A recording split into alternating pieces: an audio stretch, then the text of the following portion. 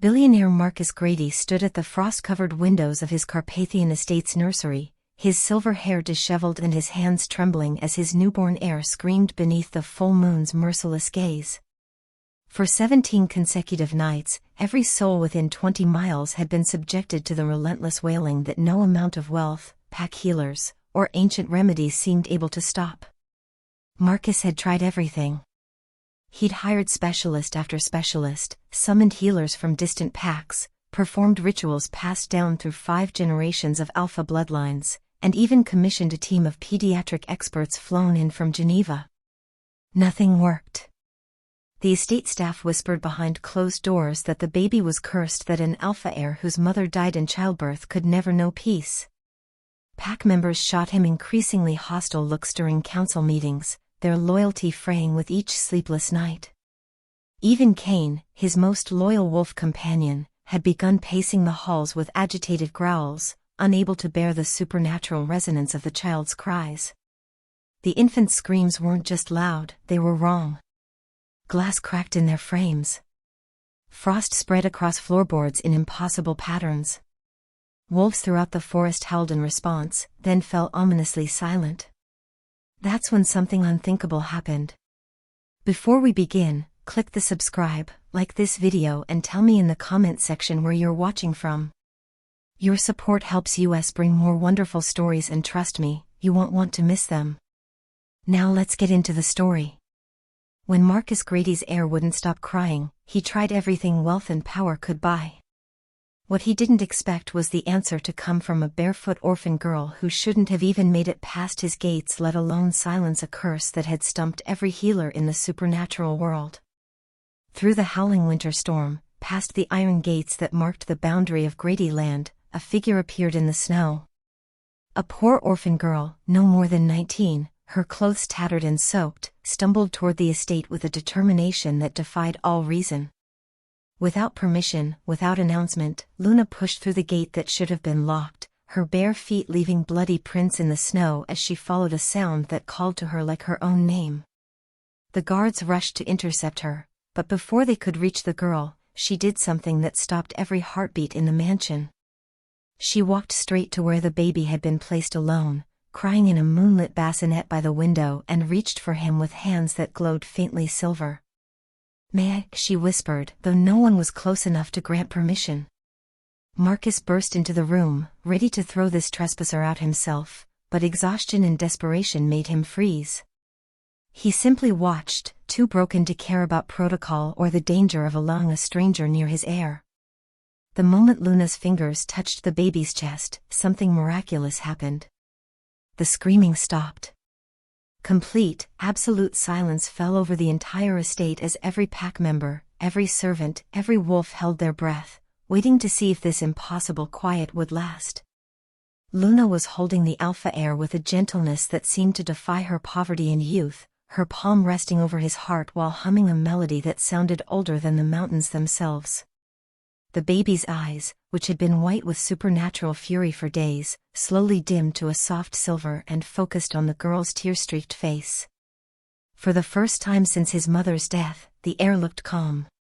Peaceful. Almost content.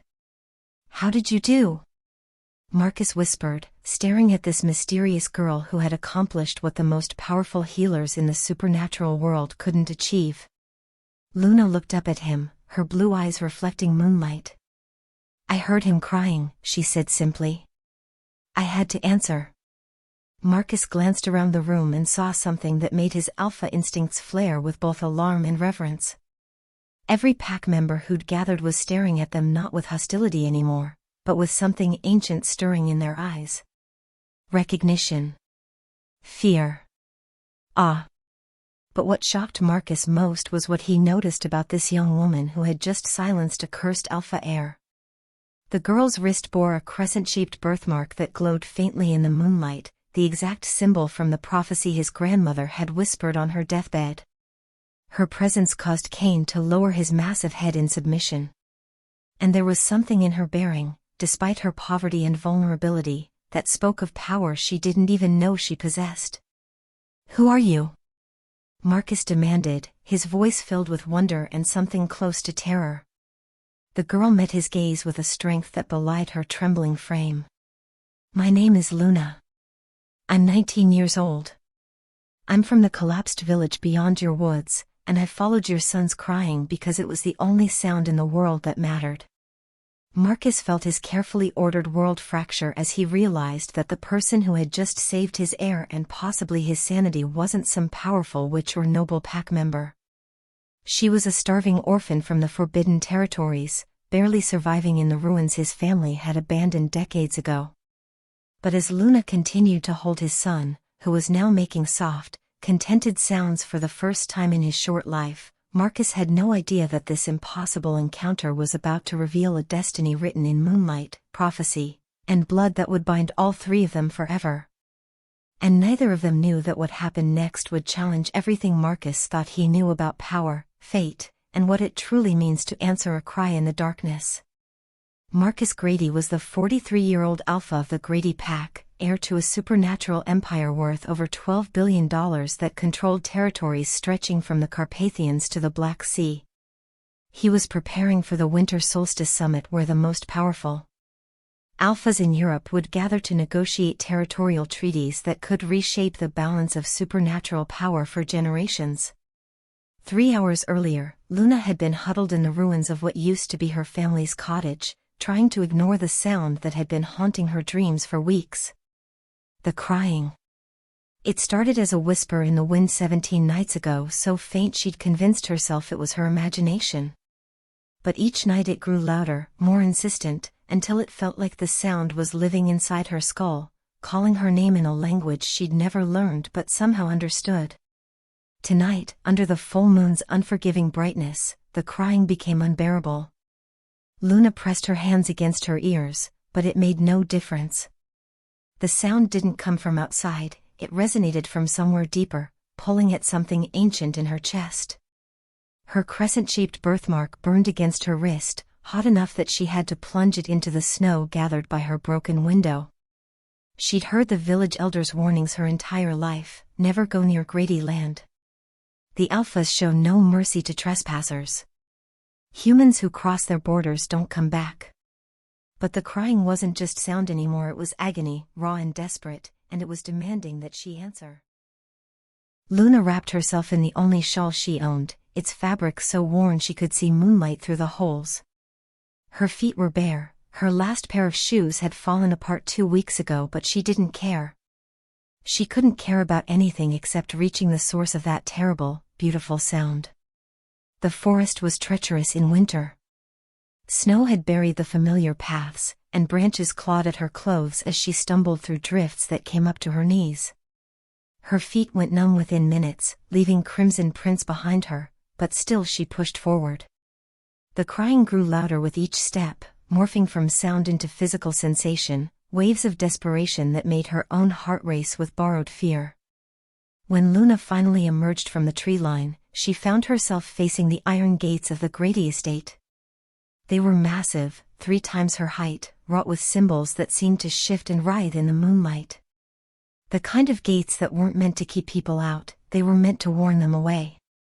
Luna's legs trembled as she approached, every rational thought screaming at her to turn back. But the crying had reached a pitch that made her bones vibrate, so raw and endless that she could barely think through it. "Please," she whispered to no one, to everyone, to the moon itself. "Please let me help." That's when she saw him. The baby. He was lying in the snow just beyond the gate, placed on what looked like an ancient stone altar surrounded by dying candles and scattered herbs. His tiny body glowed faintly silver beneath the moon's gaze, and his cries of gods, his cries were the sound of every hurt thing in the world given voice. But something was wrong beyond the obvious impossibility of an infant alone in winter's grip. The snow around him moved in patterns that defied wind or gravity, swirling upward in spirals. Frost spread from his body like spider webs, coating the ground in geometric designs that looked almost like writing. "No," Luna breathed, her heart fracturing at the sight. She didn't think so. Didn't plan. She simply grabbed the iron bars and pulled.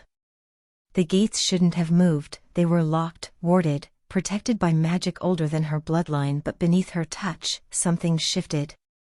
The metal groaned. Her birthmark flared with silver light so bright it cast shadows through the falling snow. The gates didn't open. They recognized her. Luna stumbled through as they swung inward, her bare feet hitting the consecrated ground of Grady territory. Pack magic should have struck her down instantly. The estate's defenses were legendary, but instead, the air parted for her like water. She rushed to the baby, falling to her knees in the snow, and gathered him into her arms. He was so cold despite the supernatural glow, his skin touched with frost. Luna wrapped him in her ragged shawl, drawing him against her chest where her own heartbeat could warm him. Words came unbidden to her lips, a melody she'd never heard but knew as intimately as breathing. The lullaby was old, older than memory, sung in a language that tasted like moonlight and felt like coming home. Hush, little moonchild, soft silver light, Mother Moon watches through the dark of night, stars will keep you, winds will hold, you're worth more than silver or gold. The moment the first note left her lips, something fundamental shifted in the world. The baby's crying stopped. Not gradually. Not with diminishing whimpers. It simply ceased, as if someone had severed the connection between his distress and the universe's ability to hear it. Complete, absolute silence fell over the Grady estate. The snow stopped mid-fall, individual flakes suspended in the air like the world itself had taken a breath and forgotten to release it. The supernatural patterns around the altar froze in place. And in the forest beyond the gates, wolves that had been howling in response to the air's cries suddenly went quiet, their silence more ominous than their songs had been. Luna looked down at the baby in her arms. His eyes, which had been clouded white with supernatural fury, slowly cleared to reveal irises of pale silver. He stared up at her with an expression far too aware for a newborn, and made a soft, contented sound that seemed to echo through dimensions she couldn't see. The gates behind her began to close with a sound like inevitability. That's when she felt a presence that made every instinct she possessed scream danger. From the shadows of the mansion's entrance, a figure emerged. Marcus Grady was exactly what she'd expected an alpha to be, and nothing like she'd imagined. Tall enough that she had to crane her neck to meet his gaze. Silver hair that caught moonlight like a crown. Eyes that glowed with predatory amber even in human form. His presence was a pressure against her skin, the weight of centuries of bloodline and power made manifest. Beside him prowled Cain, a wolf so massive he could have been mistaken for a small bear, his fur black as the spaces between stars, his eyes fixed on Luna with an intelligence that was distinctly, terrifyingly human. Marcus stopped 10 paces away, and Luna watched emotions flicker across his face too quickly to name. Shock. Disbelief. Something that might have been hope, if hope didn't look so much like fear. When he finally spoke, his voice was rough, as if he'd forgotten how to use it for anything but commands. You. He stared at the silent baby in her arms, then at her face, then at the birthmark on her wrist that was still glowing silver. You silenced him? Luna opened her mouth to answer, but found she had no explanation that made sense. She simply held the baby closer, feeling his heartbeat synchronize with her own in a rhythm that felt both foreign and familiar, and nodded. Cain moved first, circling her with his massive head lowered. He should have been threatening everything about him, screaming an apex predator, but when he reached her, he did something that made Marcus's breath catch audibly. The great wolf lowered himself completely, pressing his muzzle to the snow at her feet in a gesture of submission that Luna understood instinctively should have been impossible. Marcus's hand went to his chest, over his heart, his expression shifting from shock to something closer to reverence or terror. The prophecy, he whispered, more to himself than to her. It was real. Luna didn't understand. Didn't understand any of this, why she could open the gates, why the baby quieted in her arms, why the most powerful alpha in the Carpathians was looking at her like she'd just rewritten the laws of nature. All she knew was that the crying had stopped, and the small life in her arms felt like the most important thing she'd ever held. The baby's eyes drifted closed, his breathing evening into the peaceful rhythm of genuine sleep. His glow began to fade, leaving just a normal if impossibly beautiful infant cradled against her chest. Marcus took a step closer, then another, moving with the careful deliberation of someone approaching something sacred. When he was close enough that she could see her reflection in his eyes, he reached out one hand, hovering over his son without quite touching. For the first time since his birth, Marcus said softly, his voice carrying across the silent estate to where pack members had begun to gather in windows and doorways, their faces pressed against glass to witness the impossible. The heir of the Grady bloodline slept and the world took notice. The interrogation began in the foyer, with Luna still holding the sleeping heir and 24 pairs of hostile eyes fixed on her from the shadows. Marcus hadn't moved since his proclamation, but his posture had shifted from reverent to predatory. The alpha returned, pushing aside whatever moment of vulnerability she'd witnessed. When he spoke again, his voice carried the weight of absolute authority. "Your name." It wasn't a question. "Luna." Her voice came out smaller than she'd intended, but she forced herself to meet his gaze. "Luna Moretti." "Moretti." Marcus's eyes narrowed. "From the collapsed village?"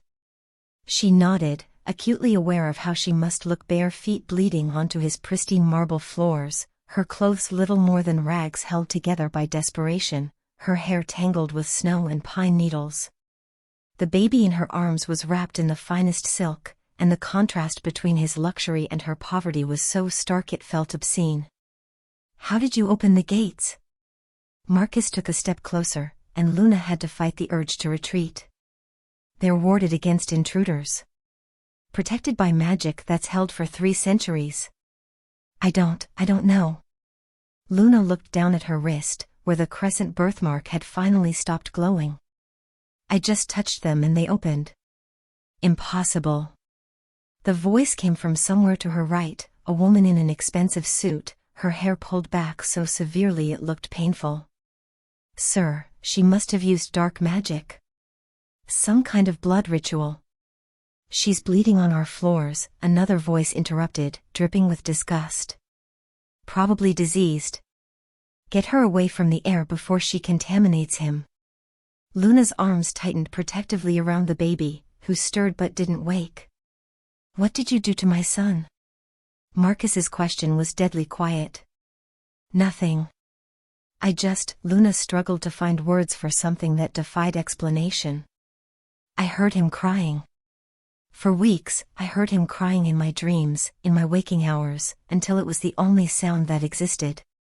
Tonight it became unbearable, and I had to answer it." "She's clearly delusional," the severe woman said. "We should call the authorities." She silenced an alpha heir that every healer in 3 territories couldn't help. Marcus cut her off without looking away from Luna. "I suggest you measure your words carefully, Victoria." Victoria fell silent, but her expression promised retribution. Marcus circled Luna slowly, and she forced herself to stand still despite every instinct screaming at her to run. She could feel the power rolling off him in waves, ancient, dangerous, barely contained. This close, she could see the exhaustion carved into his face, the grief that lived behind his eyes, the desperation he was trying to hide beneath authority. "What do you want?" he finally asked. "Money? Position? Everyone wants something." The question stung more than his suspicion. "I don't want anything. I didn't even know this was your estate until I saw the gates. I just needed the crying to stop." Her voice broke. It was hurting him. I could feel it. Something flickered in Marcus's expression. "You could feel it?" Before Luna could answer, Cain moved. The massive wolf had been a statue until now, but he rose fluidly and approached her with deliberate steps. Luna's heart hammered as he drew close enough that his breath stirred her hair. Cain sniffed her neck, her shoulder, then lowered his muzzle to investigate the baby in her arms. A low growl rumbled from his chest, territorial, threatening, the sound of a predator deciding whether to attack. The pack members tensed. Victoria smiled coldly. "Cain, no." Marcus started forward. But then something impossible happened for the second time that night. Cain's growl cut off abruptly. the great wolf pulled back, his intelligent eyes meeting Luna's for one long moment, and then he lowered his massive head, pressing his nose to the floor at her feet in unmistakable submission. The foyer erupted. "This is unnatural. She's bewitched him. Dark magic, I told you. Get her out before she curses us all." Marcus raised one hand and silence fell instantly, but his eyes never left Luna. She watched him process what he'd seen, his expression cycling through disbelief to calculation to something that looked almost like fear. "Everyone out," he said quietly. But Sir Victoria protested. "Out." The word carried enough power that Luna felt it vibrate in her chest. The staff and pack members filed out reluctantly, shooting Luna looks that ranged from hostile to terrified. Victoria was the last to leave, and the promise in her eyes was clear: this isn't over. When they were alone save for Kane, who had positioned himself between Luna and the door like a guardian, Marcus finally approached close enough to see his son's sleeping face clearly. He hasn't looked peaceful since. Marcus stopped himself, but Luna understood what he couldn't say. "Since his mother died." "I'm sorry," she whispered, because even though she knew nothing about this man or his loss, the grief was written so clearly across his features that she couldn't help but feel it. Marcus's jaw tightened. He reached out slowly, as if afraid sudden movement might shatter whatever spell was keeping his son quiet, and brushed one finger across the baby's cheek. The tenderness of the gesture was at odds with everything else about him. "You'll stay," he said finally. "Just for tonight. Until I can make sense of this." Luna should have refused. Should have handed over the baby and run back to her ruined cottage and forgotten this impossible night. But something about the sleeping child in her arms felt essential, like she'd been carrying a missing piece of herself without knowing it. Yes. Thank you." Marcus's expression suggested he wasn't used to being thanked, certainly not by shoeless girls bleeding on his floors. "Victoria will prepare a room. You'll eat, rest, and in the morning we'll determine what happens next." He turned to summon his staff, but Luna's stomach chose that moment to growl audibly. She flushed with embarrassment, but Marcus's expression shifted to something that might have been shame. "When did you last eat?" 3 days ago. Maybe 4. The truth slipped out before she could stop it, and she hated how pitiful it sounded. Something dangerous flashed in Marcus's eyes, not directed at her, but at circumstances he couldn't control, in a world that had let a girl starve miles from his abundance. "That changes now." The next hour passed in a blur. Luna was escorted to a guest room that was larger than her entire cottage, the baby still sleeping peacefully in her arms. Food appeared more than she'd seen in months, and she had to force herself to eat slowly despite her body's desperate hunger. Marcus stood by the window, watching her with an expression she couldn't read. Kane had followed them and now lay by the door, his eyes tracking every movement. "You can put him down," Marcus said eventually, gesturing to an ornate bassinet that had been brought in. "He should be fine now." Luna nodded and stood carefully. The baby's weight had become familiar in the short time she'd held him, and she found herself reluctant to let go. But she moved to the bassinet and began to lower him gently. The moment her arms released him, the baby's eyes shot open, white and furious. The scream that tore from his tiny lungs was worse than anything Luna had heard in the forest.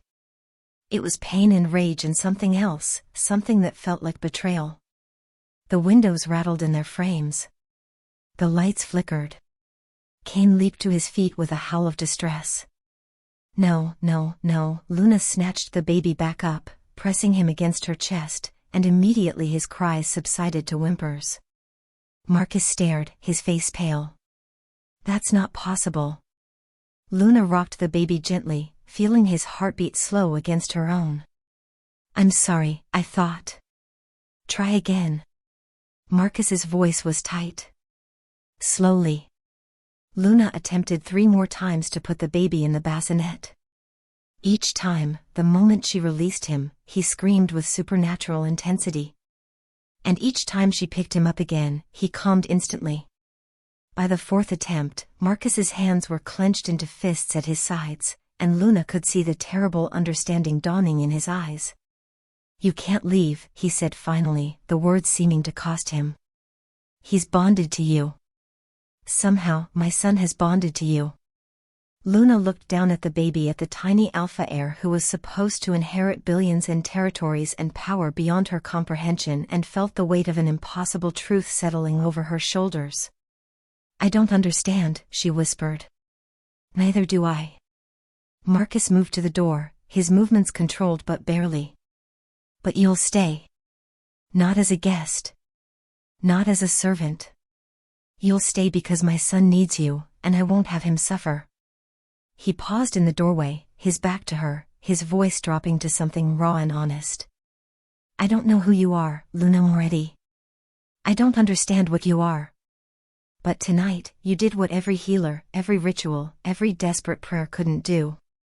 Marcus turned to face her, and for the first time, she saw past the alpha to the father underneath, exhausted, desperate, and terrified. "Stay," he said simply. "Please." And Luna, holding the sleeping heir against her heart, found herself nodding even as she understood that this decision would change everything.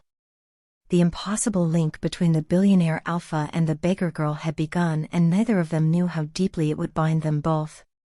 The pack elder arrived at dawn, when the moon was still visible against the lightning sky, a pale ghost watching over what was about to unfold. Luna had spent the night in the ornate chair by the window, unable to sleep, the baby cradled against her chest. She tried twice more to lay him down, and twice more his screams had shattered the fragile peace. So she'd simply held him, humming lullabies she didn't remember learning, watching the snow fall outside windows that cost more than everything she'd ever owned. She heard them coming long before the door opened, hushed, urgent voices in the hallway. Marcus's deep timbre, tight with exhaustion. And another voice, ancient and creaking, like wind through dead trees. The door swung open without a knock. Marcus entered first, still wearing the same clothes from the night before, his silver hair disheveled in a way that made him look almost human. Behind him came a woman so old that Luna couldn't begin to guess her age. She moved with a cane carved from blackthorn, her eyes milky white with cataracts, her skin weathered like ancient parchment. But the power that radiated from her made Luna's birthmark tingle with recognition. "This is Grandmother Thea," Marcus said without preamble. "The pack elder." "She's..." "I know what she saw," Thea interrupted, her blind eyes somehow fixing directly on Luna. The gates opened. Kane submitted. "The heir sleeps. You want to know why?" It wasn't a question. Luna shifted the baby in her arms, suddenly aware of how she must still look in her tattered clothes, her feet bandaged now but the dried blood still visible on her skin. "I didn't mean to intrude. I just heard the crying." Thea moved closer with surprising speed, her cane tapping against marble. "You heard it in your dreams. In your waking hours. It became the only sound in your world." "How did you?" "Because that's how it was foretold." Thea stopped an arm's length away, and Luna felt the weight of those blind eyes seeing far more than sight ever could. "Show me your wrist, child." Luna hesitated, then shifted the baby carefully to reveal her left wrist. The crescent birthmark was pale in the morning light, barely visible against her skin, just a small mark she'd had since birth, half-moon-shaped, that she'd learned to hide because the village children used to call it a witch's mark. Thea reached out with gnarled fingers and traced the shape without touching Luna's skin. The old woman's breath caught. "It's true, then." Thea turned to Marcus, and Luna saw something that might have been triumph or grief flash across the elder's face. "The Moonborn has returned." Marcus's jaw clenched. "Grandmother, we discussed this. I didn't call you here to resurrect old myths." "Myths?" Thea's laugh was sharp. "You stand here with your son finally at peace, held by a girl who opened warded gates and commanded your bonded wolf to submit, and you dare call it myth? I call it coincidence. Unexplained phenomena that wheel." "There is a prophecy," Thea cut him off, her voice taking on the resonant quality of ritual, passed down through 17 generations of Grady Alphas.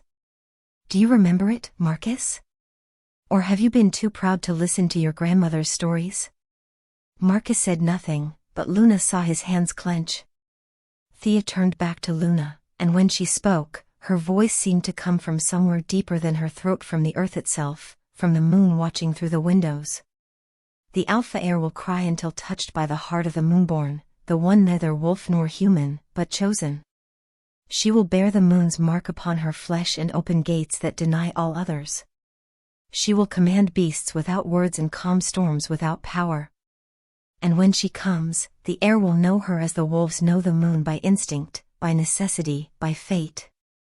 The words hung in the air like visible things, and Luna felt them settle into her bones with the weight of truth she didn't want to accept. Marcus started, but his voice faltered. That's a legend. A story to comfort grieving parents when their heirs won't stop crying? Thea finished. When did the crying start, Marcus? Exactly? The night Evelyn died. His voice was barely audible. The moment she took her last breath, he began to scream. And has he stopped? Even once? Until last night? Marcus's silence was answer enough. Thea moved to where Luna sat, lowering herself carefully into the chair beside her. Up close, the elder smelled of sage and moonflower, of old magic and older wisdom. May I see the child? Luna glanced at Marcus, who nodded tensely. She shifted the baby so Thea could place her weathered hand on his forehead. The elder's milky eyes closed, and for a long moment, the only sound was the baby's soft breathing. His mother's death fractured something in him, Thea said finally, her voice gentle now. Alpha heirs are born with immense power, but also immense need. They require balance, the union of strength and compassion, dominance and gentleness. Evelyn provided that balance. When she died, the child's power became untethered, wild, searching for an anchor it couldn't find. Until Luna, Marcus said quietly, and Luna heard the struggle in his voice, the fight between what he wanted to believe and what he was being forced to accept. Until the Moonborn answered his call. Thea opened her eyes and smiled, the expression transforming her ancient face. What do you call him, child? Luna blinked, confused. I don't know his name. But you call him something. In your heart, when you hold him. What name do you use? Luna felt heat creep up her neck. She'd been doing it without realizing, assigning him a name in her thoughts, something that felt natural as breathing. Grady. I've been calling him Grady. The room went utterly still. Marcus's expression shifted through a dozen emotions too quickly to name. That's what Evelyn wanted to name him, Thea finished softly. What she whispered with her last breath, before she died. A name Marcus couldn't bear to speak aloud, so the child has remained nameless these 17 nights. Luna stared down at the baby, at Grady, feeling something slot into place in her chest. I'm sorry, I didn't know, I just felt right. Because you're bonded to him, Thea said simply. Not by choice. Not by magic. By something far older, by destiny, by the moon's design, by whatever force governs the patterns we cannot see. Marcus turned away, his shoulders rigid. Luna watched him struggle, saw the grief and denial warring with the evidence he couldn't refute. When he finally spoke, his voice was raw. I don't believe in destiny. I believe in power, in territory, in things that can be controlled and commanded. He turned back, his amber eyes fierce. But I believe my son is finally at peace. And I believe that has something to do with you. He crossed the room in 3 strides and knelt before Luna's chair, an alpha humbling himself in a way that made Thea's breath catch. Up close, Luna could see the grief carved into every line of his face, the desperation he'd been hiding beneath authority. I don't care if you're the Moonborn or simply a girl with a birthmark, Marcus said quietly.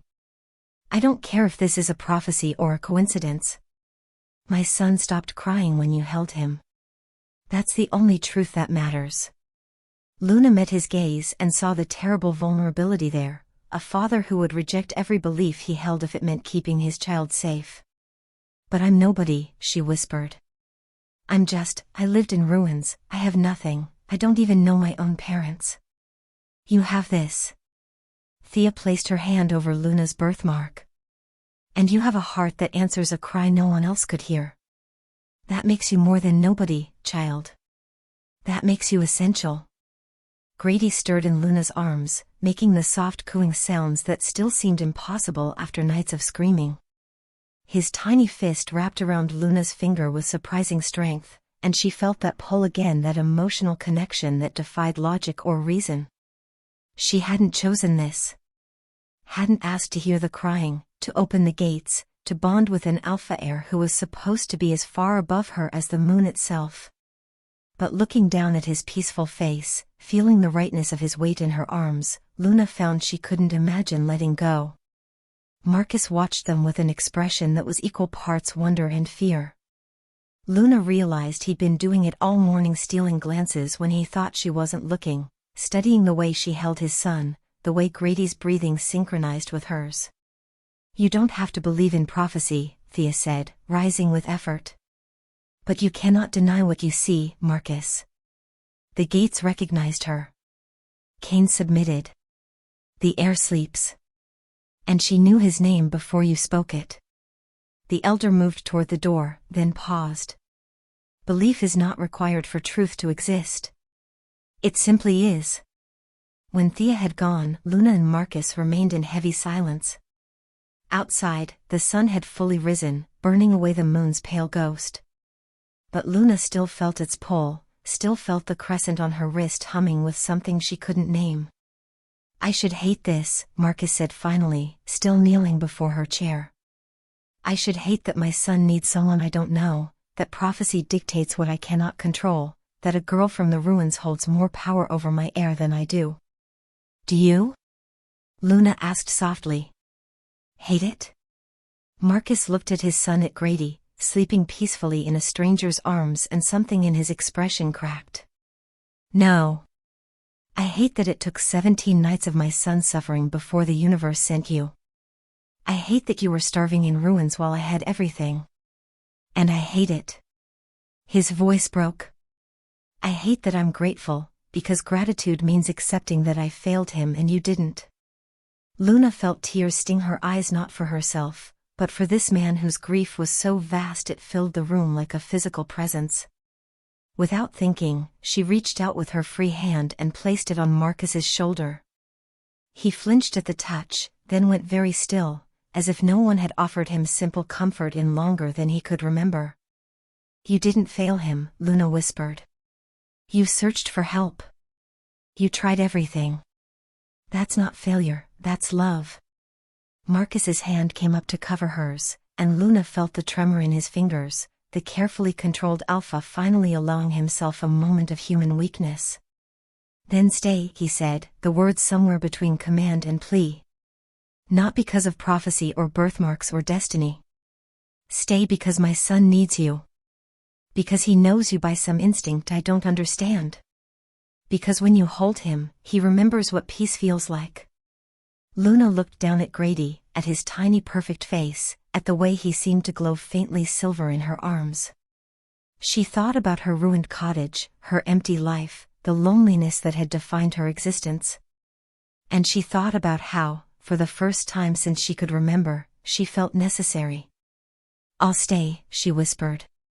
Marcus's eyes closed briefly, relief washing over his features. When he opened them again, Luna saw something new there, not quite trust, not quite acceptance, but the beginning of both. Outside, though neither of them could see it, the moon had set. But its mark remained on Luna's wrist, glowing faintly beneath the surface of her skin, a reminder that some bonds transcend choice, some destinies cannot be denied, and some hearts are chosen for purposes far greater than they can imagine. The gentle compassion of a beggar girl had begun to thaw an alpha's frozen grief. And in the space between belief and denial, between prophecy and possibility, fate quietly continued weaving its design. Luna dreamed of Moonlight made flesh. The woman stood at the edge of a silver lake that reflected stars Luna had never seen. She was beautiful in a way that hurt to perceive, features that shifted between familiar and alien, skin that glowed with its own luminescence, hair that moved like liquid starlight. But it was her eyes that held Luna captive, ancient beyond measure, filled with sorrow and purpose in equal parts. "You were born to protect the light that cries," the woman whispered, her voice echoing from everywhere and nowhere. "The bond will demand everything. It will take your solitude and give you purpose. It will steal your freedom and grant you belonging. Are you prepared for what comes next?" Luna tried to speak, but her voice wouldn't work. The woman reached out, her hand passing through Luna's chest to touch something deeper than flesh, something that pulsed with silver light in rhythm with a heartbeat that wasn't quite her own. "The moon chooses its protectors carefully," the woman said, her expression infinitely sad. "But it does not choose gently. When the bond seals, there is no undoing it. You will share his breath, his pain, his fate. And he will share yours." The woman's hand withdrew, and Luna felt something fundamental shift inside her, like a door opening that could never be closed. "Protect the light, Moonborn. The darkness is already coming." The dream shattered like glass. Luna jerked awake in the pre-dawn darkness, her heart hammering, the woman's words still echoing in her mind. For a moment, she didn't remember where she was, then the ornate room came into focus, the silk sheets beneath her hands, the faint scent of lavender from candles that had burned low during the night. The bassinet beside her bed was empty. Marcus had finally convinced her, 3 days after her arrival, to let Grady sleep in his own bed while she rested nearby. The baby had cried at first, but when Luna kept her hand on the bassinet's edge, maintaining contact, he'd eventually settled. It felt like progress was small, tentative, but real. Now the bassinet was empty, and Luna's heart seized with irrational panic. Then she heard it. The crying started as a whimper, distant and muffled, as if coming from behind thick walls. But within seconds it escalated into something far worse, a scream that carried supernatural resonance, that made the windows rattle and the air itself seem to vibrate. Luna threw off the covers and ran barefoot into the hallway. The temperature had dropped impossibly. Her breath frosted in the air, and ice crystals spread across the walls in geometric patterns that looked almost deliberate, like writing in a language that predated words. The chandeliers swayed despite the lack of wind, their crystals chiming discordantly. The screaming grew louder, more violent, and Luna felt it like physical blows against her chest. This wasn't like the crying in the forest, this was worse, more desperate, as if something fundamental was wrong. She ran toward the sound, her bare feet slipping on marble that had turned slick with frost. Pack members were emerging from their rooms, their faces pale with fear. Victoria stood at the end of the hallway, her expression caught between vindication and terror. "I told you she was dangerous," Victoria hissed as Luna passed. "She's killed him." Luna didn't stop to respond. She burst through the door to the nursery and froze. The room was a nightmare of supernatural chaos. Every window had shattered, glass suspended in midair like frozen rain. Frost covered every surface, the walls, the ceiling, the floor, in patterns that spiraled outward from the bassinet at the room center. The temperature was arctic, painful to breathe. And in the middle of it all, Grady screamed. His tiny body glowed with silver-white light so bright it hurt to look at directly. The bassinet beneath him was covered in ice, and the air around him distorted like heat waves, except cold, so cold that Luna's skin burned just from proximity. Marcus was already there, trying to reach his son, but the supernatural cold had formed an actual barrier. Ice crystals sliced his hands when he tried to push through, leaving bloody cuts that steamed in the frigid air. "I can't," Marcus's voice was ragged with desperation. "I can't reach him." Luna didn't think. Didn't plan. She simply moved. The barrier that had stopped Marcus parted for her like water. The cold that should have frozen her lungs felt somehow familiar, almost welcoming. She crossed the room in 3 strides and reached into the bassinet, her hands closing around Grady's tiny, glowing form. The moment she touched him, everything changed. Light exploded from her wrist from the crescent birthmark that had been a subtle thing until now. It flared brilliant silver, brighter than the destroyed windows, brighter than the moon at its fullest. And from Grady's chest, an answering light emerged, a glow that matched hers perfectly in intensity and hue. Luna watched, transfixed, as a thread of pure light extended from her birthmark, stretching across the impossible distance between her wrist and Grady's heart. The thread was visible, tangible, thrumming with power that made her teeth ache and her bones sing. When it touched his chest, the connection locked. The sensation was indescribable, like being struck by lightning and embraced by warmth simultaneously. Luna felt Grady's heartbeat as if it were her own, felt his fear and pain and desperate need to be held. But more than that, she felt his essence, the vast, untethered power that was too large for his tiny body, the grief he'd inherited from his mother's death, the instinctive knowledge that he was incomplete without her. And in return, he felt her. Her loneliness. Her fear. Her fierce, irrational love for this child she'd known less than a week. Her determination to protect him no matter what it cost. Their hearts synchronized, not metaphorically, but literally. Luna felt her pulse adjust, skip a beat, then fall into perfect rhythm with Grady's. One heartbeat shared between two bodies, binding them with silver light that seemed to rewrite reality itself. The supernatural storm ceased instantly. The suspended glass fell to the floor with a sound like wind chimes. The frost began to melt, water running down walls and streams. The temperature normalized so quickly that Luna's ears popped from the pressure change. Grady stopped crying. He stared up at Luna with eyes that were no longer white with fury but clear, luminous silver. His tiny hand reached up to touch the thread of light connecting them, and where his fingers brushed it, the light pulsed brighter. Luna. Marcus's voice was barely a whisper. She turned to find him staring at the light, at the visible bond connecting her to his son, his expression cycling through terror and awe and something that might have been reverence. "What did you do?" he breathed. "I don't," Luna started, but then Thea's voice came from the doorway. "The bond has been sealed." The pack elder stood silhouetted against the hallway light, leaning heavily on her blackthorn cane. "The Moonborn and the Alpha Heir are now one life split between two bodies."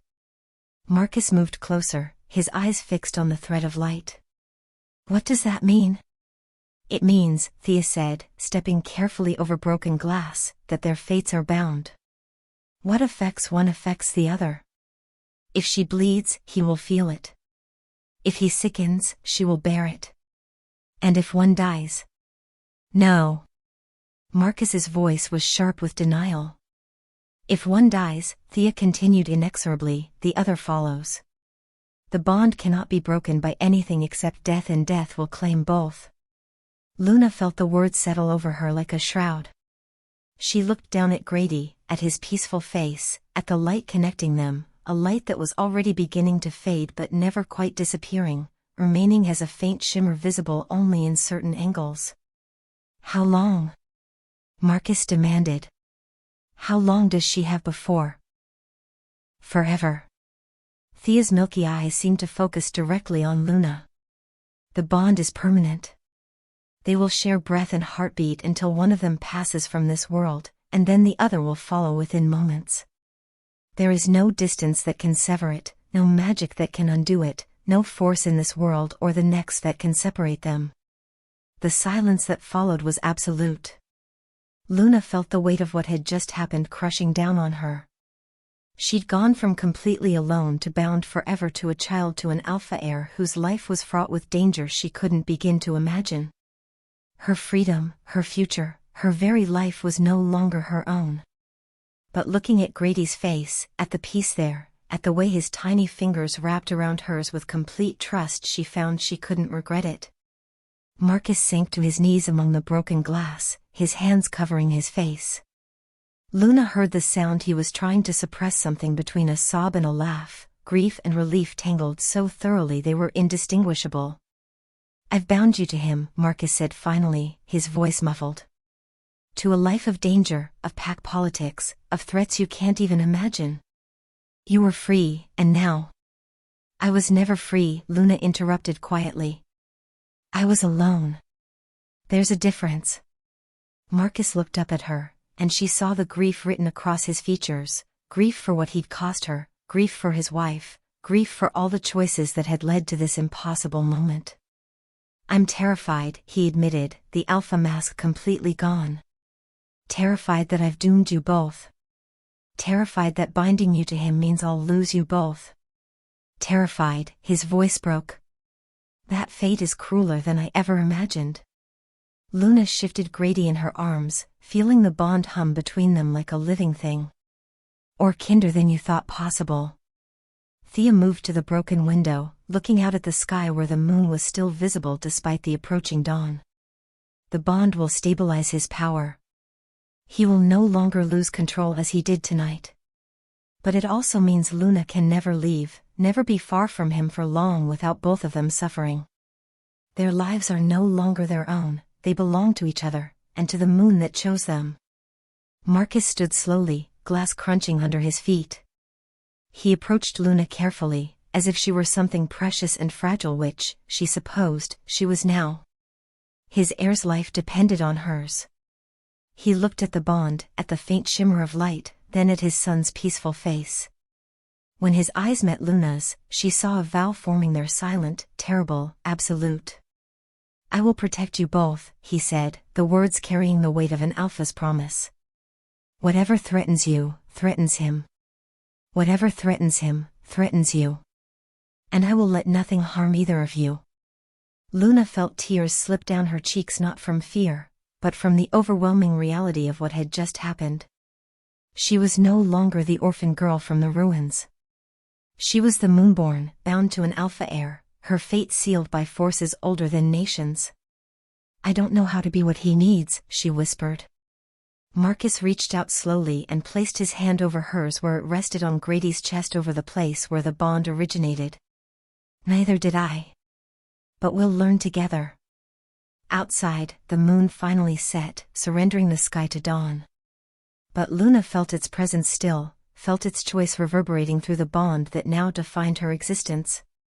She looked down at Grady, at his silver eyes reflecting her face, at the way his heartbeat matched hers, one rhythm, one life, one destiny split between them.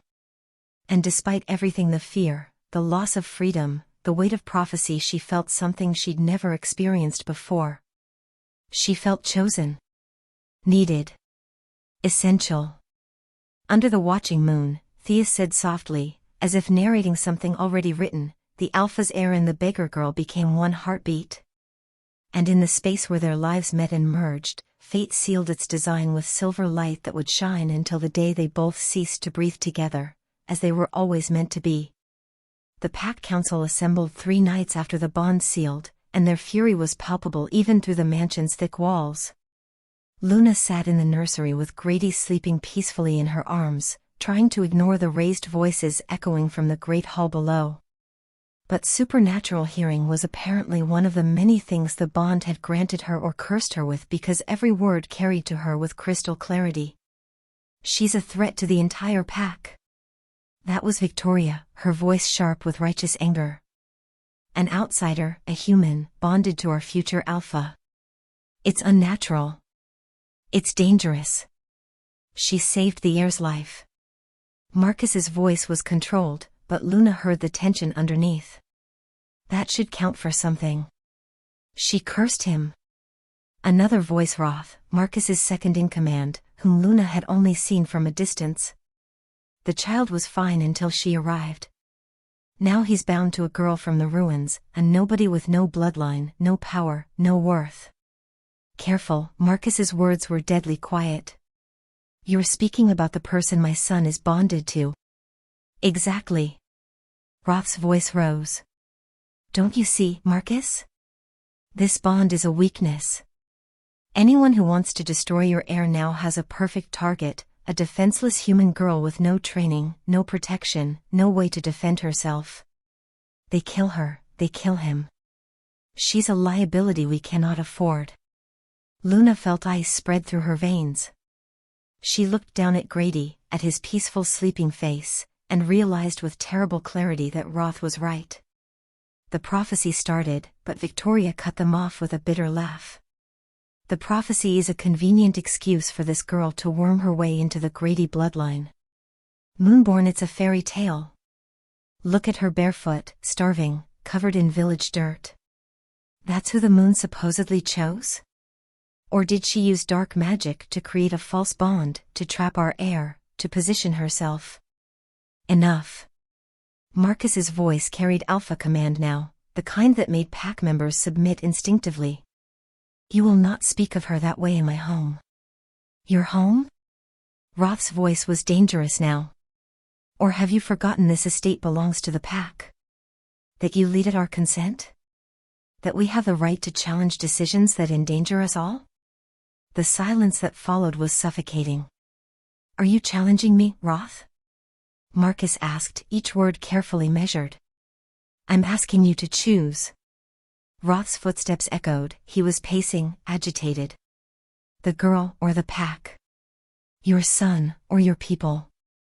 Because you cannot have both. As long as she's here, we're all vulnerable. The other packs will see this bond as the weakness it is. They'll come for her, and through her, they'll destroy your heir. Then we protect her, Marcus said simply. At what cost? Victoria demanded. How many pack members will die defending this human? How much blood will be spilled because you won't do what's necessary? Luna felt tears slip down her cheeks, falling onto Grady's blanket. She'd known, somewhere deep down, that her presence here was creating tension. But hearing it laid out so brutally, hearing them call her a curse, a weakness, a threat, made something in her chest crack. They were right. She was a liability. And as long as she stayed, she endangered not just herself and Grady, but everyone in the pack. The council demands a vote, Roth said. Keep the girl and risk the pack's destruction, or sever the bond and... The bond cannot be severed, Marcus interrupted. If she dies, my son dies. Those are the terms fate gave us. Then perhaps, Victoria said softly, viciously, that's a price worth paying. Better a clean death for both than slow destruction for us all. Luna stopped breathing. You're suggesting I kill my son.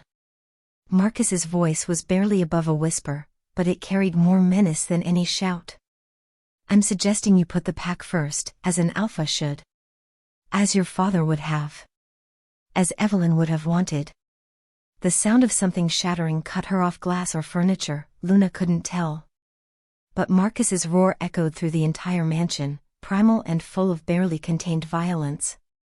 Do not speak her name. Do not presume to know what my wife would have wanted. And do not ever suggest I should choose my pack over my son. Then you're not fit to lead. Roth's words fell like a death sentence. An alpha who won't sacrifice for the greater good is no alpha at all. Luna didn't wait to hear more. She stood carefully, placing Grady in his bassinet. He stirred but didn't wake and moved to the window. The moon was rising, full and bright, casting silver light across the snow-covered grounds. She could leave. Slip out now, while they were all distracted. If she was far enough away when Grady woke, maybe the bond wouldn't trigger. Maybe he'd cry, but not like before. Maybe Marcus could find another way to soothe him. Maybe she could save them all by disappearing. Luna wrapped herself in the cloak Marcus had given her, fine wool that was worth more than her entire ruined cottage, and moved toward the door. Her hand was on the handle when she heard Grady whimper behind her. She froze, torn between love and logic, between staying and going. I'm sorry, she whispered to the sleeping baby. I'm so sorry. Luna opened the door and stepped into the hallway. She made it 3 steps before Grady's scream tore through reality. It wasn't crying. It was an apocalypse-given voice, a sound so terrible that Luna felt it in her bones, in her blood, in the marrow of her existence. The bond between them stretched, then pulled taut, then began to tear. The pain was indescribable. Luna collapsed to her knees, gasping, feeling like her chest was being ripped open from the inside. The crescent on her wrist burned white-hot, and she could feel Grady's terror, his rage, his desperate need for her flooding through the bond like poison. Behind her, his screaming intensified. Windows exploded throughout the mansion. The walls themselves seemed to groan. And from outside, Luna heard wolves howling, not in response, but in agony, as if Grady's supernatural fury was affecting every beast within miles. Then the howling stopped abruptly.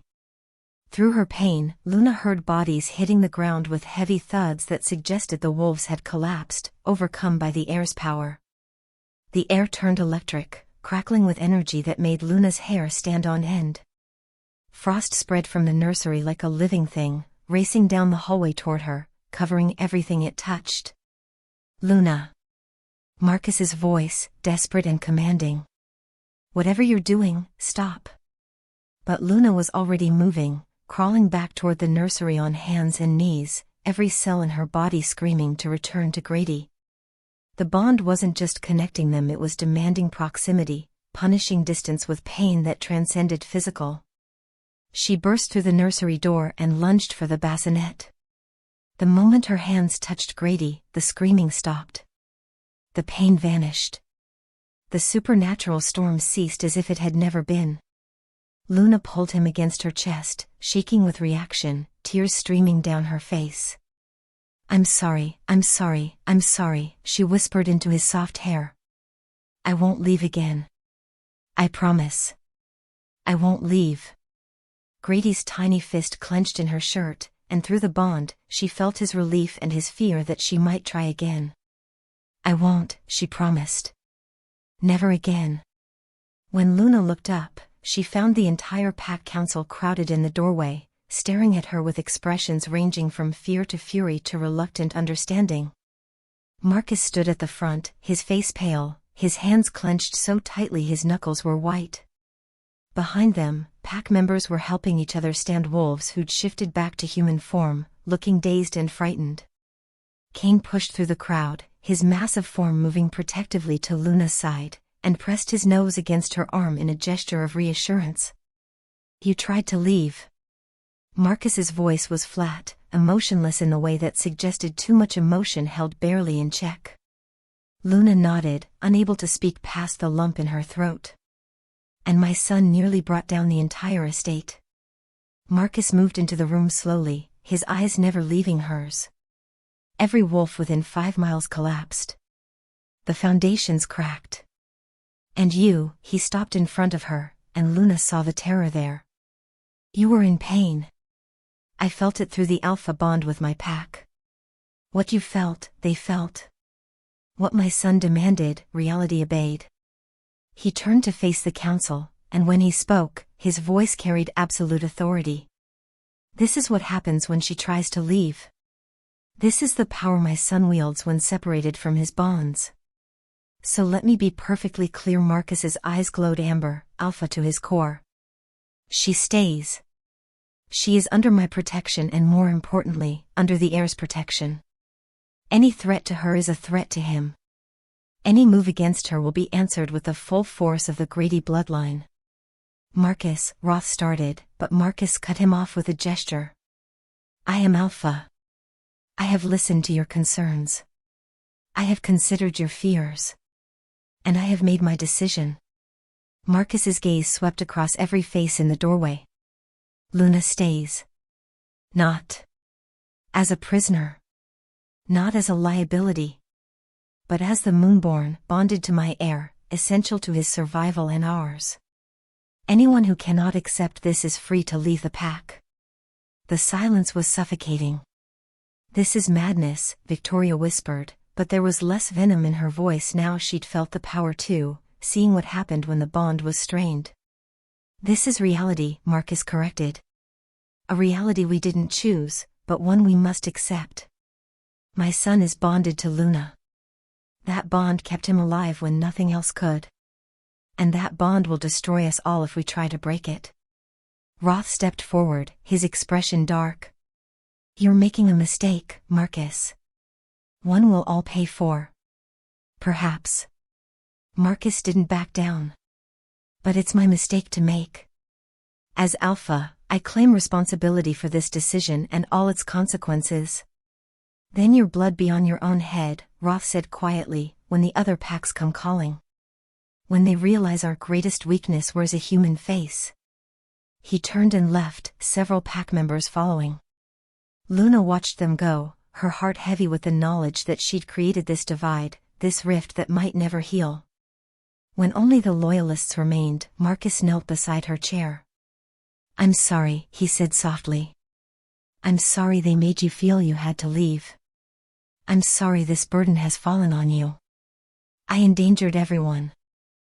You saved my son, Marcus interrupted firmly. Everything else, we'll figure out.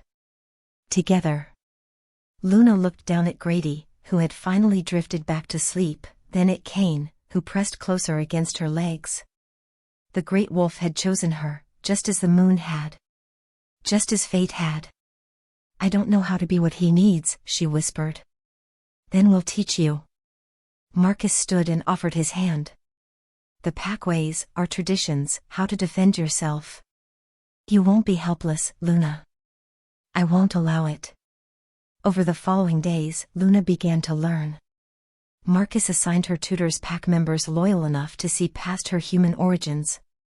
She learned their history, their hierarchies, their rituals. Cain became her constant companion, teaching her through patience and presence what it meant to be part of something larger than herself. But every night, when she held Grady and sang him lullabies, she felt the weight of those who'd left and those who'd stayed but still watched her with hostile eyes. The pack's rebellion had been quelled, but not ended. And somewhere in the shadows, Roth's words echoed like prophecy, your blood be on your own head when the other packs come calling. Luna held Grady tighter and tried not to think about the darkness that was surely coming. The blood moon rose on the winter solstice, turning the snow crimson and casting shadows that seemed to move with malicious intent. Luna had learned enough about pack traditions to know this night was sacred, a time when the veil between worlds thinned, when supernatural power reached its peak, when old debts were settled and new alliances forged. Marcus had wanted to cancel the traditional gathering, but Thea had insisted that showing weakness now would invite worse attacks later. So the Great Hall was filled with visiting alphas and their entourages, powerful figures from territories across Europe who'd come to pay respects to the Grady heir and to assess the rumors about the human girl bonded to him. Luna had been dressed in fine clothes that felt like a costume, a silver gown that complemented her birthmark, her hair arranged in elaborate braids she'd never have managed herself. She looked like she belonged in the mansion now, but the visiting wolves' stares made it clear they saw through the veneer. She was still prey pretending to be a predator. Stay close to Cain, Marcus had instructed before descending to greet his guests. Don't leave the nursery unless I send for you. And if anything feels wrong, anything at all runs. Now Luna sat by the window, Grady sleeping peacefully in her arms, while Cain lay across the doorway like a living barrier. Below, she could hear music and laughter, the sounds of a celebration that felt wrong, somehow too loud, too forced, as if everyone was performing normalcy while waiting for something terrible. The blood moon's light felt different from normal moonlight. It was thicker, heavier, like oil sliding across her skin. Her birthmark had been aching since sunset, pulsing in rhythm with her heartbeat, with Grady's heartbeat, in a way that made her deeply uneasy. Something's wrong, she whispered to Cain. The great wolf's ears flicked toward her, then swiveled back toward the hallway. He'd been tense all evening, his muscles coiled like springs, his growl a constant low rumble in his chest. Luna stood and moved to the window, careful not to disturb Grady. The grounds below were empty, all the guards had been called inside to manage the large gathering.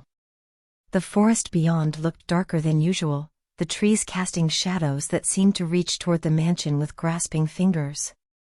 That's when she saw them. Figures moving through the trees. Too many to count. Moving with the coordinated precision of trained warriors, not the random patterns of wolves on the hunt. Luna's breath caught. Cain. The explosion cut her off. The mansion's west wing erupted in flames and smoke, the blast so powerful it shattered windows throughout the building.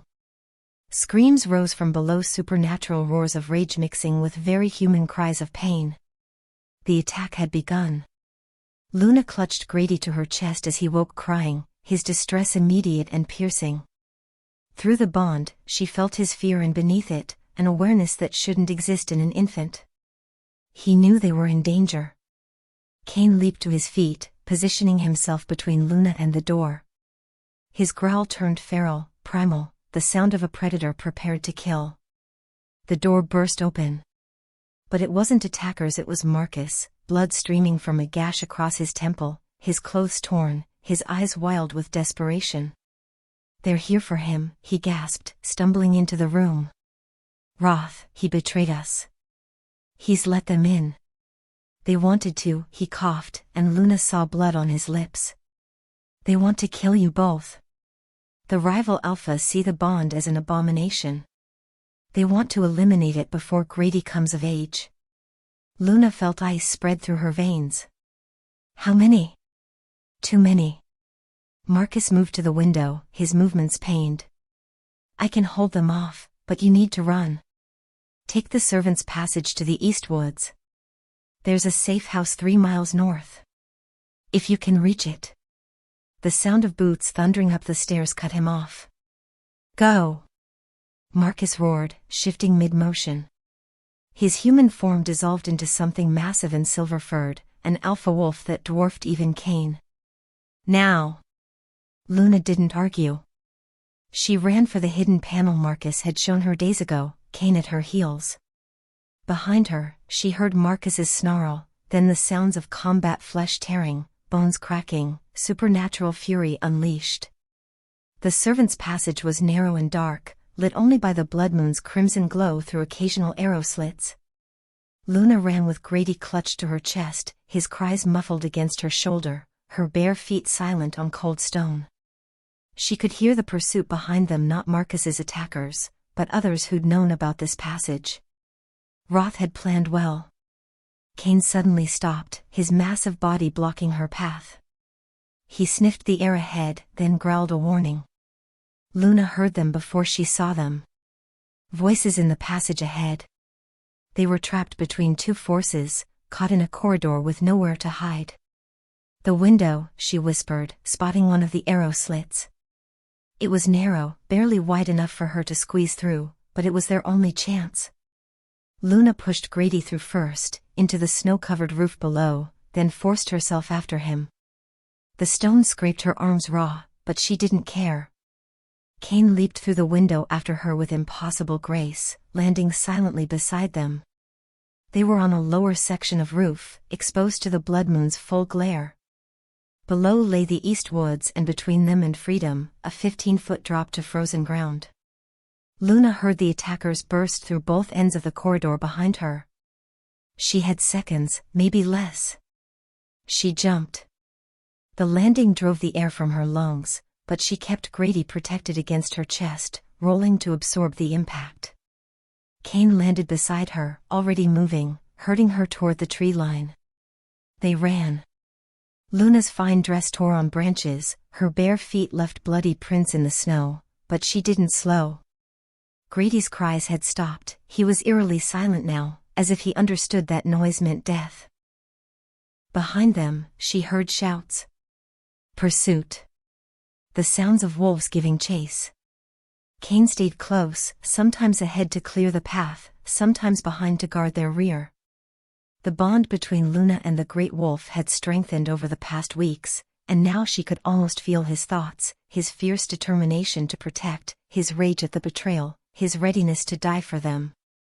They burst through the tree line into a small clearing. The frozen river stretched before them, its surface gleaming like black glass under the blood moon's light. And waiting on the other side were more wolves. Roth stood at their center in human form, his smile cruel in the crimson moonlight. "Did you really think you'd escape?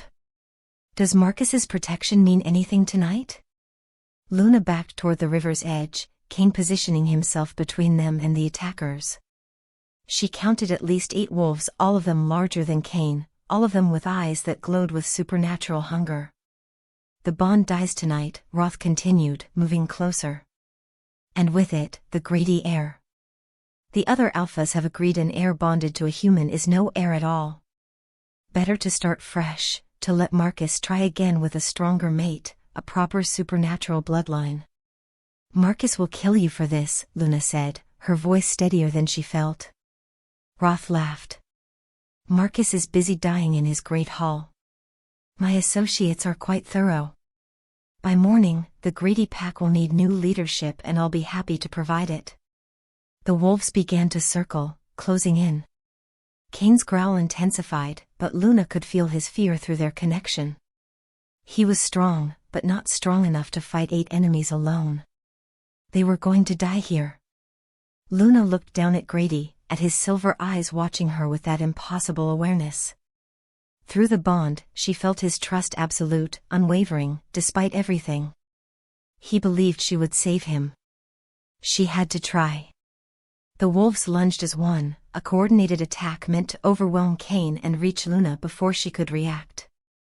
But something happened that Luna didn't expect. Her birthmark didn't just glow, it exploded with light. Silver brilliance that turned the blood moon's crimson to pale rose, that cast shadows so stark they looked carved from darkness itself.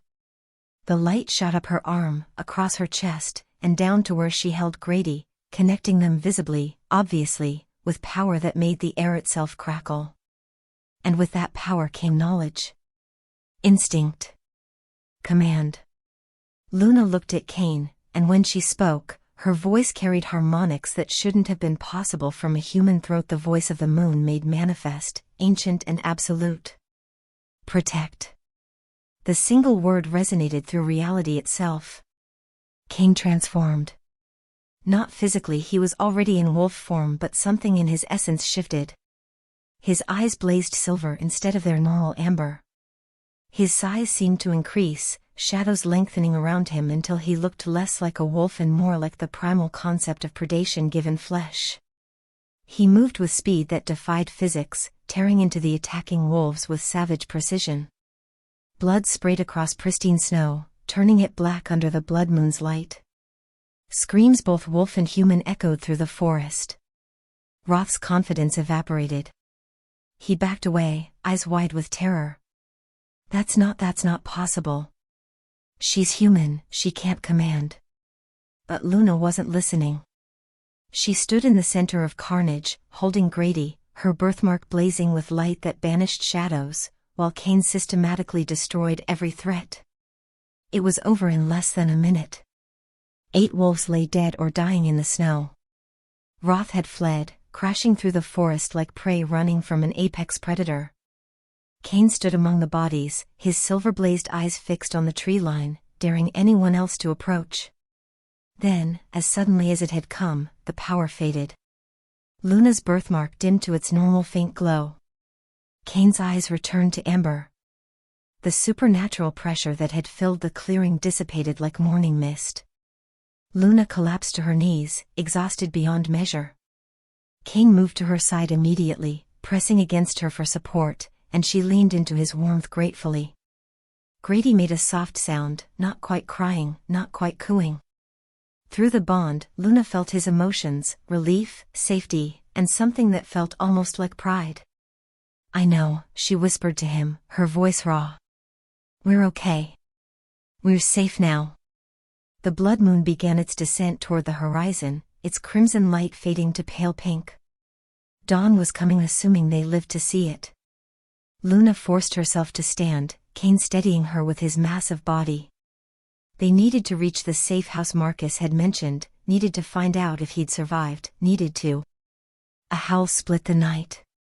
Not close, but not far enough away. More attackers, or perhaps Roth rallying reinforcements. They had to move.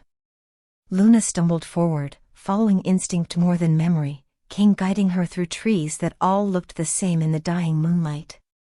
Grady stayed silent in her arms, his heartbeat steady against hers, one rhythm shared between them, proof that they'd survived another impossible night.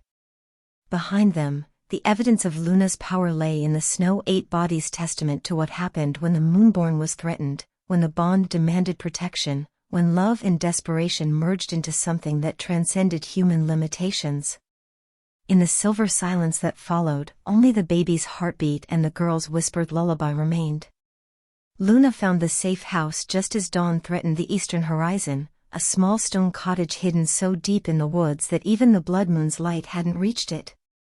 She collapsed against the door, her legs finally giving out, Cain pressing against her side to keep her from falling completely. Grady had finally drifted to sleep, exhausted by the night's terror, his small body warm against her chest. Luna didn't know how long she sat there, back against rough wood, listening to the forest for sounds of pursuit. Minutes or hours of time had lost meaning somewhere between the massacre at the riverbank and this moment of fragile safety. Cain's ears suddenly pricked forward, his body going rigid. Luna tensed, preparing to run again despite her exhaustion. But then she heard it, not the coordinated footsteps of attackers, but something slower, heavier, labored. Someone was coming. Someone wounded. Cain moved to intercept, but his growl died in his throat. He stepped aside, lowering his head in recognition. Marcus emerged from the trees. Luna barely recognized him. The powerful alpha who'd commanded the pack and territory with absolute authority was gone, replaced by something broken and bleeding. His clothes were shredded, soaked with blood of his own and others. Deep claw marks raked across his chest, and he moved with the careful deliberation of someone trying not to fall apart. But his eyes when they found Luna and Grady blazed with such fierce relief that she felt it like a physical touch. "You're alive," he breathed, stumbling forward. "Thank the moon, you're alive." Luna struggled to stand, but Marcus waved her down, instead collapsing beside her against the cottage wall. Up close, she could see the extent of his injuries, wounds that would have killed a human, that might still kill even an alpha if they didn't get him help soon. "Marcus, you need..." "Let me see him," Marcus interrupted, his voice rough. "Please. Let me see my son." Luna shifted Grady carefully, turning him so Marcus could see his peaceful, sleeping face. The baby's expression was serene, unmarked by the violence of the night, as if Luna's presence had shielded him from more than just physical harm. Marcus's hand trembled as he reached out to touch Grady's cheek. A sound escaped him, half sob, half laugh, and Luna watched tears cut tracks through the blood on his face. "I thought I'd lost you both," he whispered. "I thought when I saw Roth's men heading for the East Woods, when I couldn't follow," his voice broke. "I failed you. Again." "You didn't fail," Luna said firmly. "You held them off long enough for us to escape. You saved us." "No." Marcus's amber eyes met hers, and she saw terrible understanding there. "You saved yourself. You saved my son. And from what Cain is showing me through the pack bond," he looked at the great wolf, who'd positioned himself as sentinel. "You did something I didn't think possible." Luna followed his gaze to the blood still staining Cain's muzzle, to the way the wolf held himself with newfound reverence. "I didn't mean to, I don't even know what I did. The power just came, and I needed him to protect us, and..." "You commanded him," Marcus said quietly. "With a single word. You didn't dominate, didn't force submission through strength or alpha authority. You simply asked and he answered with everything he had." Luna shook her head. "I don't understand." "Neither did I." Marcus leaned his head back against the cottage wall, his breathing labored. "Not until tonight. Not until I watched my pack tear itself apart over power and dominance, over who was strongest, who deserved to lead, who had the right to make decisions. And then I thought about you, about how you calmed my son without commanding, how you opened our gates without breaking them, how you bonded with Cain without demanding submission." He turned to look at her fully, and Luna saw something in his expression that took her breath away, not desire or possessiveness, but recognition. Seeing her, perhaps for the first time, as something other than a puzzle to solve or a problem to manage. "The prophecy was never about strength," Marcus continued, his voice gaining clarity despite his wounds. "It was about what the Grady bloodline has lost over centuries of dominance and control. It was about compassion. Harmony. The kind of power that comes from connection rather than conquest." Luna looked down at Grady, at the way he slept peacefully in her arms despite everything. "I'm not powerful. I'm just." "You're the Moonborn," Marcus interrupted gently. "Not because you can dominate wolves or command supernatural forces, but because you understand something we've forgotten, that true strength lies in protection, not domination. In giving, not taking. In asking, not demanding."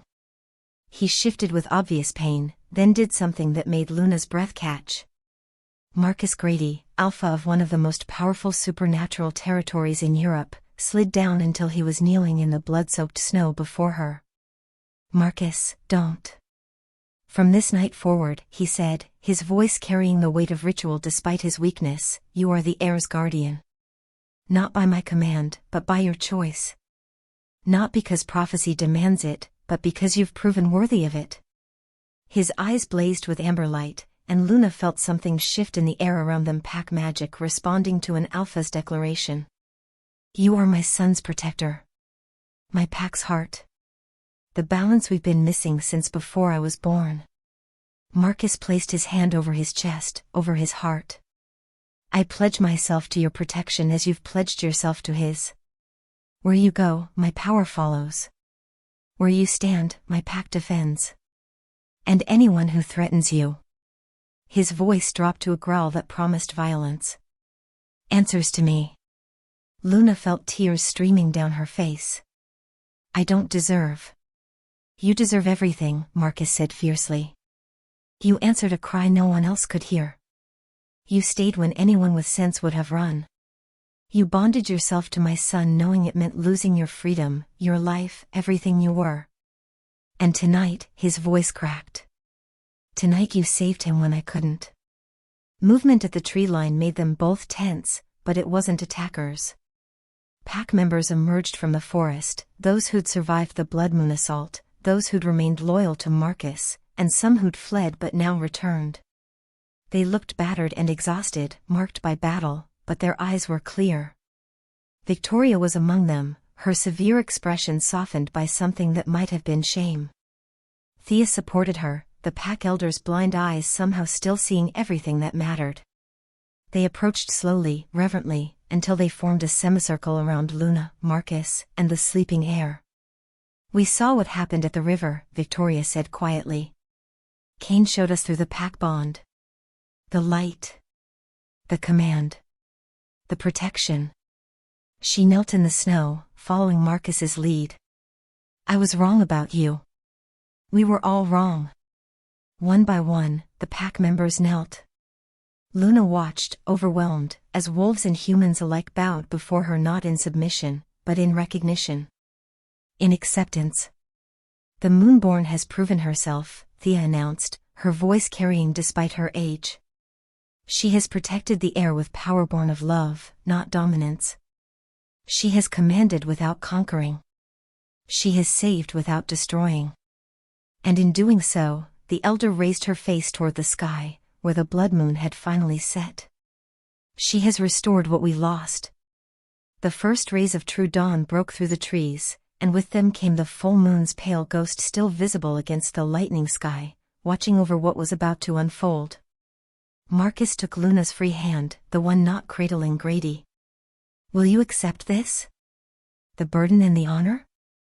Will you be my pack's heart, my son's guardian, the bridge between what we were and what we could become?"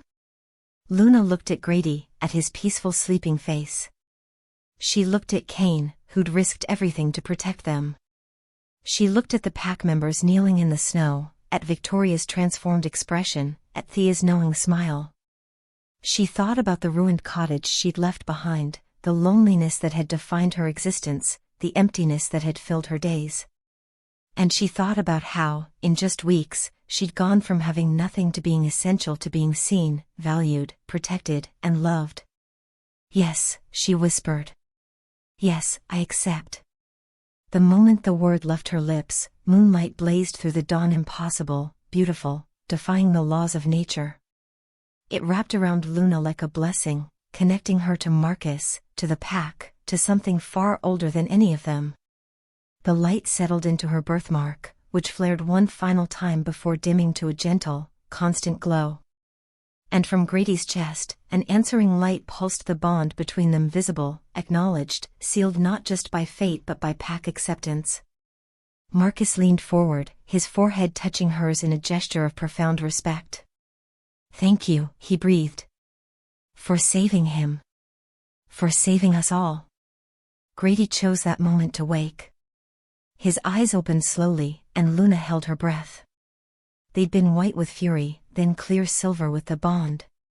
Now, as he focused on her face, they settled into something new. Gentle silver. Not the harsh, desperate color of untethered power, but something softer, balanced, harmonious, at peace. The mark of balance was restored. "Look," Thea whispered, and everyone turned their attention to the baby. Grady's expression had changed. The desperation that had marked him since birth was gone, replaced by contentment. When Luna smiled at him, he smiled back, a real smile, full of joy and trust and love. "The bond is complete," Marcus said softly. "He's no longer just the heir. He's your heir. Protected by compassion, guided by harmony, balanced by love." Cain moved closer, pressing his massive head against Luna's shoulder in a gesture of affection and loyalty. Through their connection, she felt his contentment, the satisfaction of a guardian who'd found his purpose. The pack rose from their kneeling positions, but the reverence remained in their eyes. Victoria approached hesitantly, then bowed her head. "I'm sorry for my hostility. I see now what the prophecy meant. What you are." "I'm just Luna," Luna said quietly. "No," Marcus corrected gently. "You're the Moonborn. You're my pack's heart. And you're the reason my son will grow up knowing compassion alongside strength, harmony alongside power, love alongside dominance." He struggled to stand, and Luna helped him, careful not to disturb Grady. Marcus swayed but remained upright, his hand finding hers and holding tight. "We should get you to a healer," Luna said, seeing how pale he'd become. "In a moment." Marcus looked at his assembled pack, at the dawn spreading across the sky, at his son sleeping peacefully in Luna's arms. "First, let them see. Let them witness what happens when we choose compassion over conquest. When we accept guidance from the moon rather than forcing our own path." He raised his voice, speaking to the pack and perhaps to the watching moon itself. "The blood moon brought betrayal and violence. But dawn brings something better, a new beginning. A balance restored.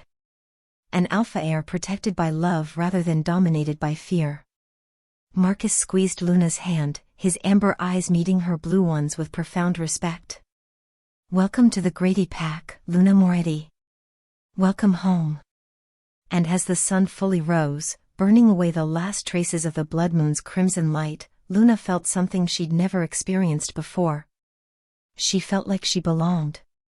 The baby in her arms, the alpha at her side, the wolf at her feet, the pack surrounding her with acceptance, all of it felt right in a way nothing ever had. She'd been nobody. An orphan. A girl from ruins. But the moon had chosen her. Grady had bonded with her. Marcus had pledged to her.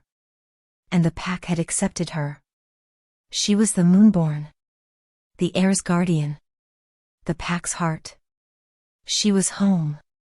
Spring came to the Carpathian Mountains with unexpected gentleness, melting the winter's blood-stained snow and replacing it with wildflowers that shouldn't have bloomed for another month. Luna stood at the nursery window, 6 months after the blood moon betrayal, watching the sun set over grounds that had been transformed. The scars from the attack remained scorched stone, replaced windows, new wings built where old ones had burned, but life had returned to the Grady estate in ways no one had anticipated. In her arms, Grady, no longer a screaming, desperate infant but a healthy baby approaching his first birthday, made contented sounds as he played with the silver pendant Marcus had given Luna. "A crescent moon to match her birthmark," he'd said, though they both knew she needed no reminder of what she'd become. "Time for sleep, little one," Luna murmured, carrying him to the ornate cradle that had remained empty for so long. Now Grady slept in it peacefully every night, requiring Luna's presence nearby but no longer needing to be held constantly. The bond had stabilized, evolved, becoming less desperate and more natural, like breathing, like heartbeat, simply part of how they existed. She laid him down gently, and he gazed up at her with those gentle silver eyes that had once been white with supernatural fury but now reflected only peace and trust. His tiny hand reached for hers, and she let him hold her finger while she began to sing. The lullaby came without thought now, words in that ancient language she'd never learned but somehow knew. Cain, who'd been lying by the door, rose and padded over to settle at her feet, her constant guardian, her loyal companion, the wolf who'd killed for her and would gladly do so again. Hush, little moonchild, soft silver light, Mother Moon watches through the dark of night, stars will keep you, winds will hold, you're worth more than silver or gold. Grady's eyes drifted closed, his breathing evening into the peaceful rhythm of genuine sleep. Luna continued singing softly, watching moonlight as the full moon had risen early tonight, streaming through the window to paint silver patterns across his face. She sensed Marcus before. She heard him, the pack bond they now shared alerting her to his approach. He entered quietly, moving with the fluid grace of someone whose wounds had healed but whose soul remembered them. The blood moon attack had changed Marcus Grady in fundamental ways. The arrogant alpha who'd interrogated her that first night was gone, replaced by someone who led with humility alongside strength, who listened before commanding, who understood that power without compassion was just another form of weakness. He's beautiful when he sleeps, Marcus said softly, coming to stand beside her. Hard to believe he once screamed loud enough to crack stone. Hard to believe it's only been 6 months, Luna replied, though it felt like years, like she'd always been here, always been the Moonborn, always been essential to the Grady pack's survival. Marcus placed a hand on her shoulder, the touch comfortable and familiar. Their relationship had evolved into something neither of them had expected, not romantic, exactly, but deeper than friendship. He was Grady's father, yes, but Luna was his guardian.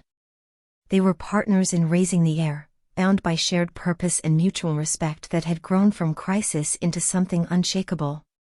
The Southern Pack sent another inquiry today, Marcus said, his voice carrying the weight of politics Luna had learned to navigate.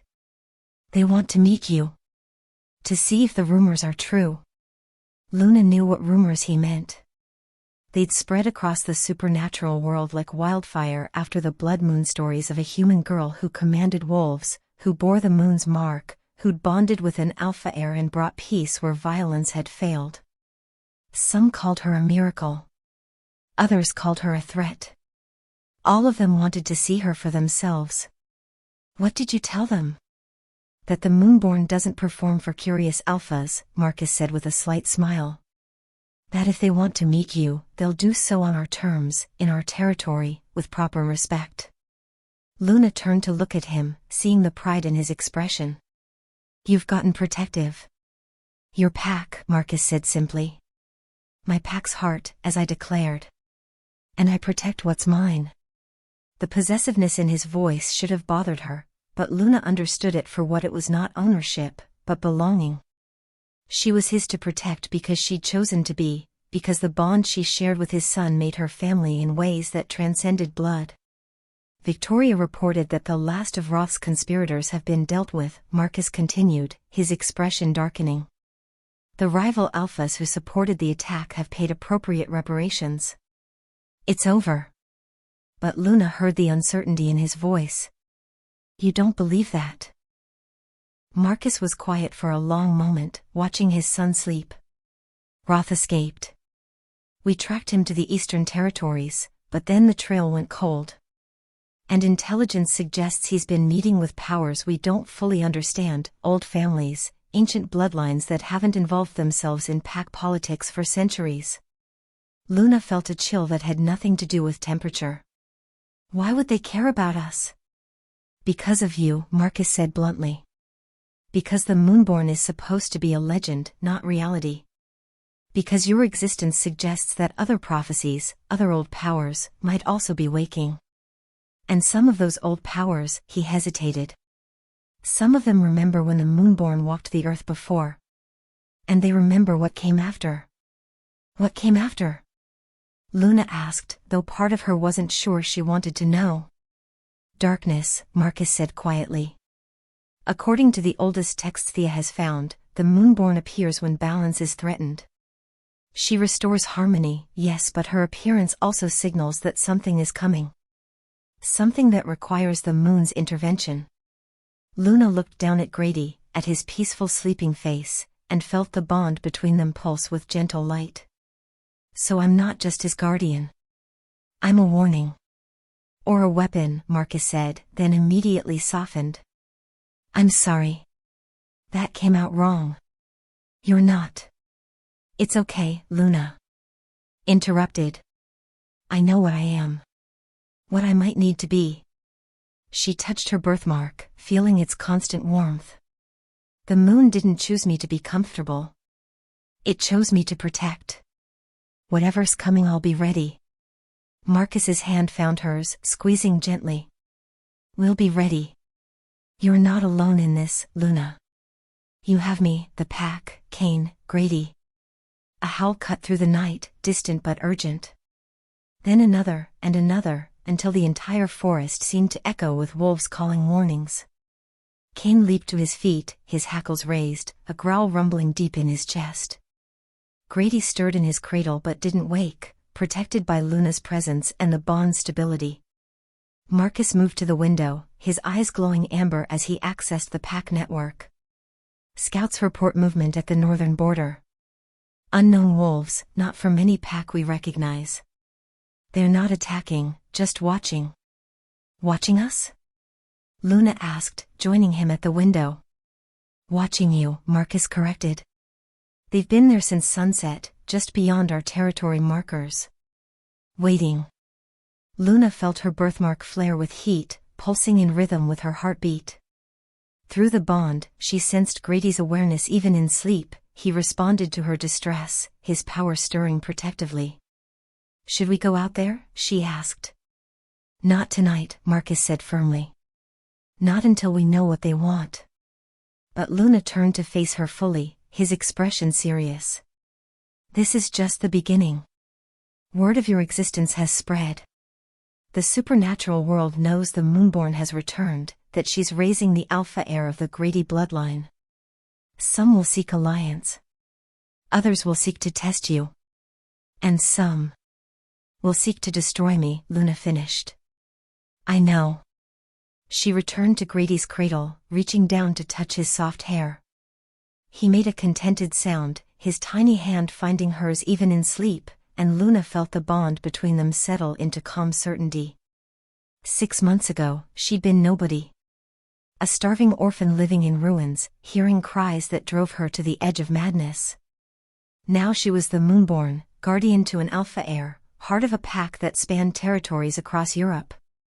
She had family, purpose, and power she was still learning to understand. But with all of that came responsibility and the certainty that the peace they'd found was temporary. Marcus moved to the door, preparing to deal with the unknown wolves at their border. Get some rest. Tomorrow we'll. Marcus, Luna interrupted, looking up at him. Thank you. For trusting me. For protecting me. For letting me be part of this. His expression softened. You saved my son. You saved my pack. You saved me from becoming a leader who ruled through fear alone. He paused at the threshold. I should be thanking you. When he'd gone, Luna remained by Grady's cradle, Kane pressed against her legs, both of them watching over the sleeping heir. Through the window, the full moon shone with brilliant clarity, no longer the weeping, desperate moon that had called her here, but something watchful, patient, waiting. Luna began to sing again, her voice soft but carrying power she hadn't possessed before the bond. The lullaby drifted through the nursery, through the mansion, out into the grounds where pack members patrolled and unknown wolves watched from shadows.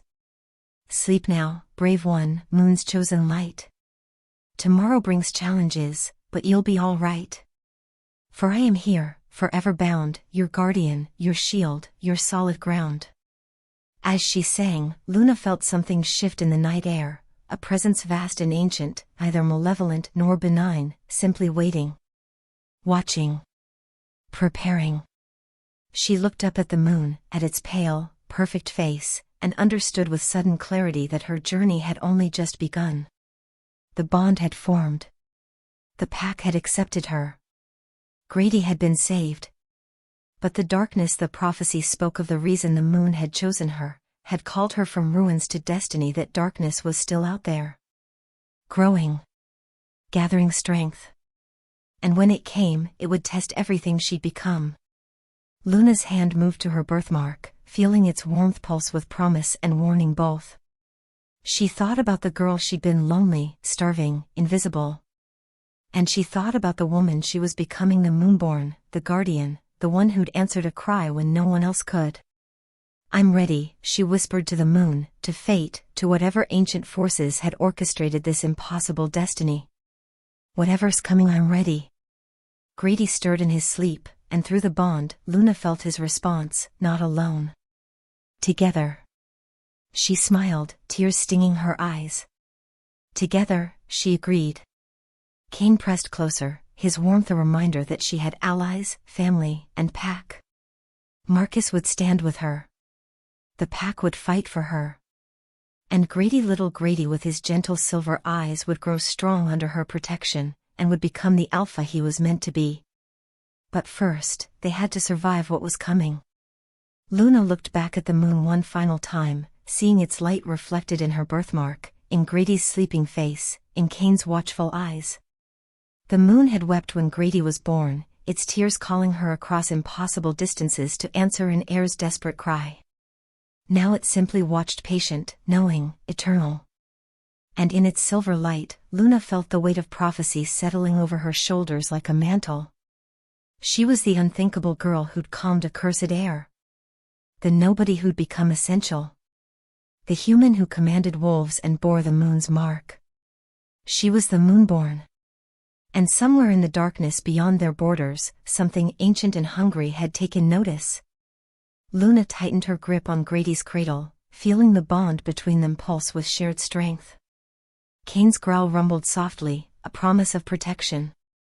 And in the distance, she heard Marcus giving orders, preparing defenses, rallying the pack. They'd survived winter's blood and betrayal's sting. They'd forged bonds that transcended species and destiny both. Now they would face whatever came next together. The moon that once wept now watched, and in its light, the unthinkable girl prepared for what was coming. But Luna's story was far from over. The Moonborn had answered one call, but the darkness stirring at the edges of her new world would demand answers to questions she hadn't yet learned to ask. And when the shadows finally came, she would discover that protecting the light that cries required more than compassion and courage. It required sacrifice beyond anything she could imagine.